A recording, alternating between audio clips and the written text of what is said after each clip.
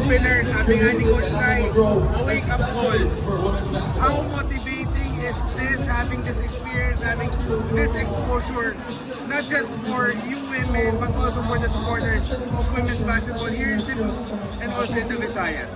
Seeing that the international team has beaten us with a wide gap, it has motivated us to work harder for the next season because we already know where to adjust, what needs to be done when it comes to preparation. So we expect to have a much stronger team next year because we will be training more kids and enhancing the skills of our current players. Yung ganyang level of appreciation, sustainability ang pinag-uusapan dyan eh. As a counselor, as the owner of Liloan, how do you plan on keeping the momentum alive for Cebu Hustle moving forward at least in the locality? For Move Liloan or in any basketball team to be sustainable, you have to find a sponsor or a local government unit that will support women's basketball because it comes with cost if you want to operate a team. But it always starts also with the individual. As long as the player is motivated to train, meron siyang disiplina and sariling conditioning, that player will be ready to play. Kahit saan mo yung ilagay, as long as nandiyan siya sa team has niya side. Camila Redo po from ABS-CBN News. Can you discuss lang po yung reaction ng crowd?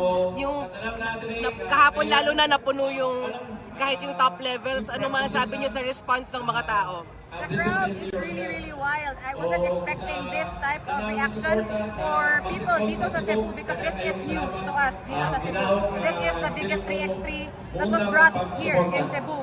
So people were shocked and really excited to see women's basketball dito.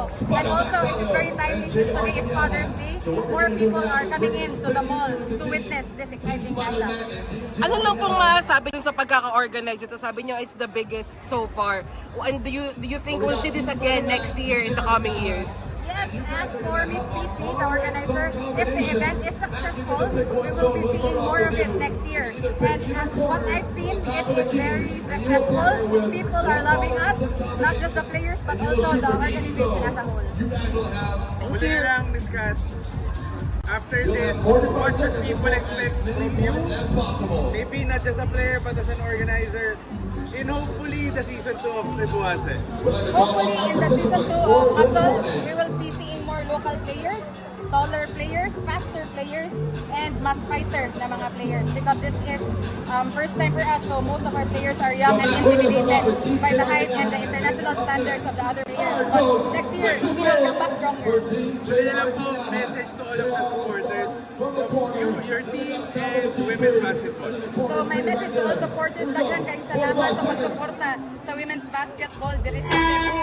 Dako kanina mong kalipay o pasigarbo nga nakahatag sa miyo garbo sa ato ang inahang lungsod, inahang dakbayan diri sa Cebu. Daghan kayong salamat. Thank you, Ms. Kat.